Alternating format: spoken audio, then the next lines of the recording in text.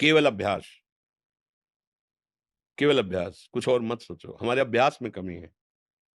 जब युद्ध होते हुए भजन हो सकता है, तो किसी भी कार्य में भजन हो सकता है। हमने देखा जब हमसे कोई बात करता था तो हमारा भजन छूटता था। कैसे इसको भजन बनाएँ? तो पहली बात, सामने वाले में हम भगवत भाव करते हैं, मेरे प्रभु इस रूप में आए हैं। अब इनसे वार्ता करके इनका स्वागत करना है। और दूसरी बात, हम जब एकाग्र दृष्टि से किसी को देखते हैं तो उसका चेहरा नहीं देखते, उसमें हम नाम लिखते हैं। ये अंदर की बात, आपको देख रहे हैं, बोल रहे हैं, आपसे बात कर रहे हैं, लेकिन आपके चेहरे पर हम नाम लिख रहे हैं। नाम का ध्यान है, वार्ता भी हो रही, आपको भी प्रसन्न करने की बात कर रहे हैं। जब आप गए तो ये सारा कर्म भगवान को समर्पित कर दिया, मेरी भक्ति बन गई। हमारा अभ्यास कमजोर है, इसलिए हमारे अंदर ऐसी बात है। अभ्यास, योग युक्तेन चेतसा नान्यगामिना, जब हम ऐसा अभ्यास कर ले कि चित्त जाए ही ना, तो हर कार्य करते हुए कितने लोग होते हैं आपके पढ़ाने में, सुबह से हजारों हजारों जन, सबको देखना, सबको बोलना, किसी से कुछ ना चाहना, सबका मंगल करना।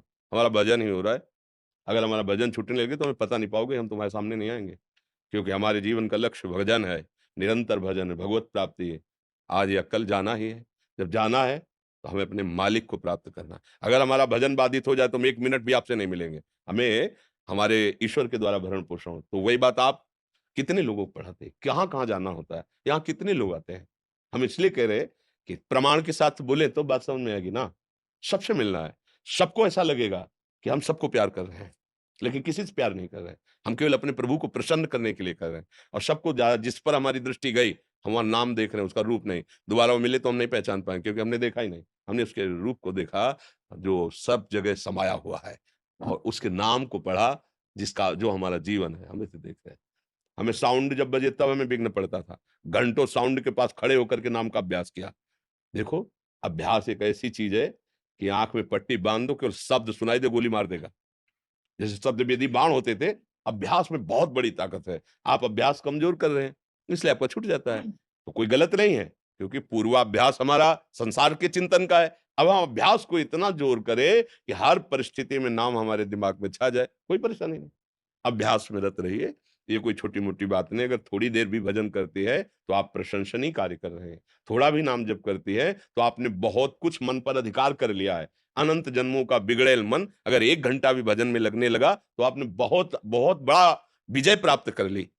अब वो धीरे-धीरे, धीरे-धीरे संपूर्ण मन लग गया, तो आप भगवत प्राप्त हो गए। आप परमानंद में डूब गए। इसलिए निराशा तो रखनी नहीं, अभ्यास और दृढ़ करना है।